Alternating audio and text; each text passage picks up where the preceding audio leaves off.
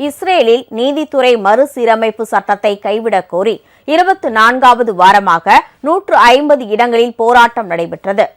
இஸ்ரேலில் நீதித்துறைக்கும் அரசாங்கத்திற்கும் இடையிலான அதிகாரங்களில் சமநிலையை மீட்டெடுக்க புதிய சட்டத்தை கொண்டு வருவதாக அந்நாட்டின் பிரதமர் பெஞ்சமின் நெதன்யாகு அறிவித்தார்.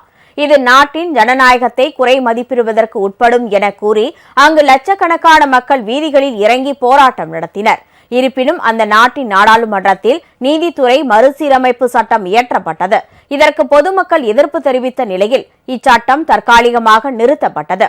இந்நிலையில் நீதித்துறை மறுசீரமைப்பு சட்டத்தை முழுமையாக கைவிடும்படி நாடு முழுவதும் தொடர்ந்து 24வது வாரமாக சுமார் 150 இடங்களில் போராட்டம் நடைபெற்றது.